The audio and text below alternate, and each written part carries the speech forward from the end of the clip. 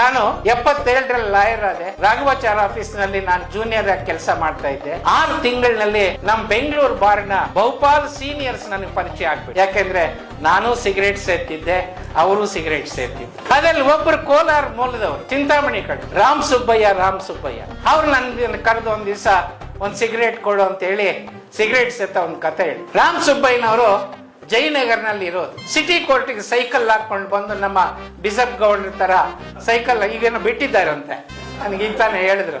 ಅವರು ಸೈಕಲ್ ನಲ್ಲಿ ಬಂದು ಸಿಟಿ ಕೋರ್ಟ್ ನಲ್ಲಿ ಗೌನ್ ಎತ್ಕೊಂಡು ಹೈಕೋರ್ಟ್ಗೆ ಹೋಗಿದ್ರು.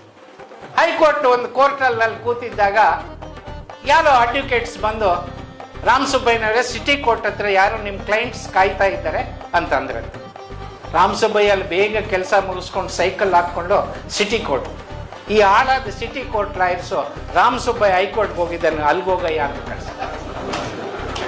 ಹೈಕೋರ್ಟು ಸಿಟಿ ಕೋರ್ಟು ಹೈಕೋರ್ಟು 4:15ವರೆಗೂ ಮೀಟ್ ಆಗಿದೆ. ಕಡೆಗೆ ಸಾಯಂಕಾಲ 4:15ಗೆ ಮೀಟ್ ಆಗ ರಾಮ್ ಸುಬ್ಬಯ್ಯಗೆ ಒಂದು ಡೌಟ್ ಬಂದ್ಬಿಡ್ತು. ಇವನು ಬೆಳಗ್ಗೆಯಿಂದ ಸಂಜೆವರೆಗೂ ನನ್ನನ್ನೇ ಹುಡುಕ್ತಾ ಇದ್ದಾನೆ ಅಂತಂದ್ರೆ ಯಾವುದೋ ದೊಡ್ಡ ಕೇಸ್ ಇರಬೇಕು. ಆಗ ರಾಮ್ ಸುಬ್ಬಯ್ಯನವರು ಒಂದು ಅಡ್ರೆಸ್ ಕೊಟ್ಬಿಟ್ಟು, ನೀನಿಂತ ಬಂದ್ಬಿಡು ಮನೆಗೆ, ಅಲ್ಲಿ ಕೂತ್ಕೊಂಡು ಮಾತಾಡೋಣ ಅಂತೇಳಿ ಅವ್ರ ಮನೆಗೆ ಹೋದ್ರು. ಫ್ರೆಶ್ ಅಪ್ ಆಗಿ ಕೂತ್ರು. ಈ ಕ್ಲೈಂಟ್ ಬಂದ. ಏನಪ್ಪ ಮುನಿಯಪ್ಪ, ಏನ್ ಸಮಾಚಾರ?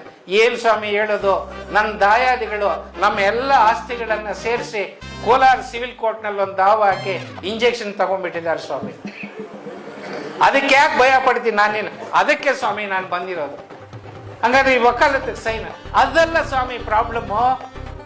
ಇನ್ನೇನಪ್ಪ ಸರ್, ನಮ್ಮ ಕೆಲವು ಸ್ನೇಹಿತರೆಲ್ಲ ಕೋರ್ಟ್ ಅನುಭವ ಇರೋರು ಪಟ್ಟಾಭಿರಾಮನ್ ಇಟ್ಕೋ ಅಂತ ಹೇಳ್ತಾರೆ.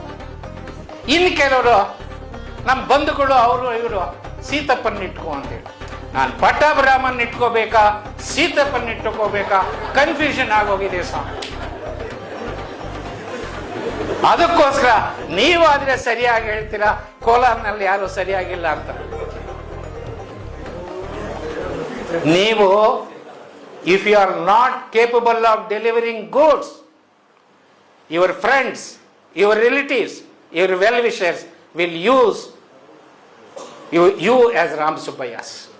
ಕೇಸ್ ನಿಮ್ಗೆ ಕೊಡಲ್ಲ, ಇದು ಜ್ಞಾಪಕ ಇಟ್ಕೊಳ್ಳಿ. ಹಾಗಾಗಿ ಸೀನಿಯರ್ ಆಫೀಸ್ನಲ್ಲಿ ನೀವು ಕೂತು ಕಲಿಯಬೇಕು, ಕೋರ್ಟಲ್ಲಿ ಕೂತು ಕಲಿಯಬೇಕು, ಲೈಬ್ರರಿನಲ್ಲಿ ಕೂತು ಕಲಿಯಬೇಕು, ಸಭೆ ಸಮಾರಂಭಗಳಲ್ಲಿ ಭಾಗವಹಿಸಿ ನೀವು ಕಲಿಯಬೇಕು. ಈ ರೀತಿ ಎಲ್ಲ ಕ್ಷೇತ್ರಗಳಿಂದ ನಿಮ್ಮ ನಾಲೆಡ್ಜ್ ಬ್ಯಾಂಕನ್ನು ತುಂಬಿದರೆ ಜನ ಆಗಿ ಬರ್ತಾರೆ ನಿಮ್ಮ ನಾಲೆಡ್ಜನ್ನು ಪಡೆಯೋಕ್ಕೆ.